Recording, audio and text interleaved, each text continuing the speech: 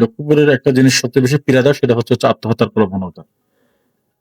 যদি আমি গত ৬ মাসের কথা বলি, ৬ মাসে প্রায় ৫০ এর উপরে মানুষ হচ্ছে আত্মহত্যা করেছে এবং বেশিরভাগই হচ্ছে বি বি মেয়েরাই হচ্ছে বেশিরভাগ ক্ষেত্রে আত্মহত্যা করে থাকে এবং হচ্ছে সংবিধানের ২১ অনুচ্ছেদ বলে আপনি জনগণের সেবক।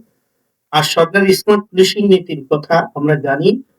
লক্ষ্মীপুরের সাধারণ মানুষ যাতে থানায় গিয়ে হয়রানি ছাড়া সেবা পায়, মামলা করতে পারে আর মাদক ইভটিজিং এর বিরুদ্ধে স্কুল কলেজে সচেতনতা হয়, এ বিষয়ে জেলা পুলিশ কি উদ্যোগ আছে আমরা জানি। ১ম যেটা বললেন হচ্ছে যে ১৮৯৮ সালের আইন। আইনটা করে তো সরকার আমাদের বাংলা সরকার যে আইন আছে আমরা পুলিশ তো আমরা সেই আইনের উপরে চলি। আমরা আমাদের সিআরপিসি, পেনাল কোড, পিআরপি এটার উপরে আমাদের কাজের ভিত্তি। আমরা এটার উপরে কাজ করি।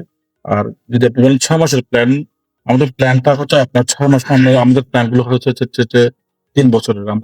আমাদের যে প্ল্যান গুলো হয়, ১ম এ আমরা যে প্রজেক্ট একটা হয়, তারপর হচ্ছে ইমপ্লিমেন্টেশন এর একটা হয়। বিভিন্ন ধরনের আমাদের প্ল্যান হয়। তো আমাদের আইন শৃঙ্খলা রক্ষার জন্য আইন শৃঙ্খলাটা আসলে হচ্ছে একটা গতানুগতিক নদীর স্রোতের মতো একটা ব্যাপার। যেকোনো সময় যেকোনো কিছু করতে পারে। আ আমরা যেটার উপরে আমরা ২ ধরনের পলিসি বের হচ্ছে প্রোঅ্যাক্টিভ আর হচ্ছে রিঅ্যাক্টিভ পলিসি। আমরা জেলা পুলিশ যেটাতে বিশেষ করে প্রোঅ্যাক্টিভ পলিসি। কোন ঘটনা ঘটার আগে সেটা যেন রেজিস্ট করা যায়।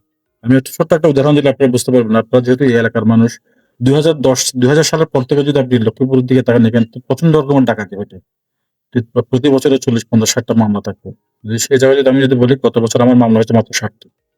ডাকাতির ঘটনা ঘটেছে ৬০ টি এবং ৬০ টি ঘটনা আমরা ২৫ জন আসামি অ্যারেস্ট করেছি। ২ টা চার্জশিট হয়েছে এবং ২ টা মামলা এখনো আমাদের তদন্তাধীন রয়েছে, একটা সিআইডি তে রয়েছে। এই বছর ৩ টা মামলা হয়েছে এবং ৩ টা মামলায় আমরা ২১ জনকে অ্যারেস্ট করেছি এবং একটা মামলা অলরেডি চার্জশিট দিয়ে দিয়েছে। আরো বলতে পারি আমাদের একটা পুলিশিং এর যে একটা নমুনা সেটা যদি আমি বলতে চাই, নোয়াখালী, কুমিল্লা, চাঁদপুর এবং হচ্ছে আর আর হচ্ছে এদিকে আপনার যে চট্টগ্রামের বাঁশখালী এলাকা বিভিন্ন জায়গা থেকে আসা হচ্ছে যে আমরা ৪ জন ডাকাতকে ডাকাতি করার আগে চন্দনগঞ্জ থেকে আমরা অ্যারেস্ট করেছি। আপনারা এটা মিডিয়াতে দেখেছেন। আর পাশাপাশি হচ্ছে যে আপনি সেকেন্ড যে কোয়েশ্চেনটা করেছেন মাদক ইভটিজিং এটার আমরা গতকালই আমরা লাহাকান্দিতে একটা প্রোগ্রাম করেছি কানাডাতে পুলিশিং আমাদের কমিটি পুলিশিং ফর্ম হয়েছে। পাশাপাশি আমাদের বিট পুলিশিং করছে আমরা মানুষের কাছে যাচ্ছি এবং আমাদের পরবর্তী প্ল্যানটা হচ্ছে আমরা স্কুল কলেজগুলোতে যাব। যে আমাদের যে এখন যেটা একটা ফেনোমেনা হয়ে গিয়েছে সেটা হচ্ছে যে কিশোর গ্যাং এর যে উৎপাত। এখন আমরা মানুষদেরকে সেন্সিটাইজ করার চেষ্টা করছি, মাদেরকে সেন্সিটাইজ করার চেষ্টা করছি, স্কুলে গিয়ে বাচ্চাদেরকে বোঝানোর চেষ্টা করছি এবং আমরা সামনে যে কলেজগুলো রয়েছে কলেজগুলোতে আমরা সচেতনমূলক প্রোগ্রাম চালাবো এবং এই লক্ষ্মীপুরের একটা জিনিস সবচেয়ে বেশি পীড়া দেয় সেটা হচ্ছে আত্মহত্যার প্রবণতা। যদি আমি গত ৬ মাসের কথা বলি, ৬ মাসে প্রায় ৫০ এর উপরে মানুষ হচ্ছে আত্মহত্যা করেছে এবং বেশিরভাগই হচ্ছে বি বি মেয়েরাই হচ্ছে বেশিরভাগ ক্ষেত্রে আত্মহত্যা করে থাকে এবং হচ্ছে আরো যেটা পানিতে ডুবে মৃত্যু। এসব ব্যাপারে সচেতনতা সৃষ্টির জন্য আমরা কাজ করে যাচ্ছি।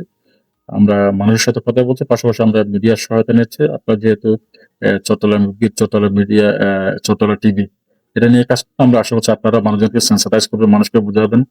কারণ একটা জীবন প্রত্যেকটা জীবনে মূল্যবান। এই দিকে যেন সবাই যেন একটা মানুষ মরে গেলে এই পৃথিবী সর্বভূ হয়ে গেলে আসলে কোনো লাভ হয় না।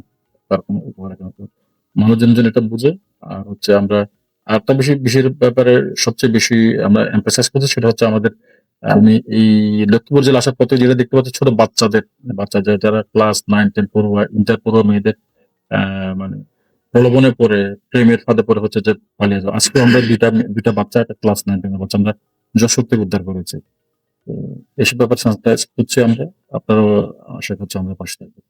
আমার ছোট্ট একটু প্রশ্ন, সেটা হচ্ছে যে আমরা যে বাংলাদেশ পুলিশ সহ যারা পলিটিক্যাল লিডার, জার্নালিস্ট, আমরা মাদকের বিরুদ্ধে দৃঢ়তা ঘোষণা করি। কিন্তু যে দুর্নীতি হচ্ছে, মাদক মাদক একটা লিভার এবং সমাজের কিছু অংশকে ধ্বংস করে।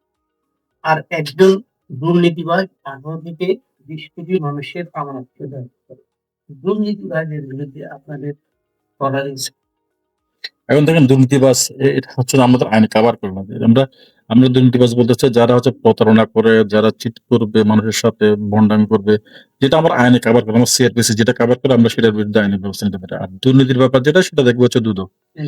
তাদের অ্যান্টি কারাপশন তারা এটার বিরুদ্ধে ব্যবস্থা নেয়। তবে আমাদের কাছে যদি আসে, যদি আমাদের শিডিউল আমাদের আইনের আওতামুক্ত হয়, সিআরপিসির দ্বারা যদি কভার করে তখন হচ্ছে আমরা একটু ব্যাপারে ব্যবস্থা নিই। আর বাকিটা হচ্ছে আমরা আমাদের শিডিউল যদি এটা দুদক শিডিউল আমরা সেটা আমরা এটা আমরা ওদিকে হচ্ছে আমরা ওদের কাছে আমরা প্রস্তাব পাঠাই।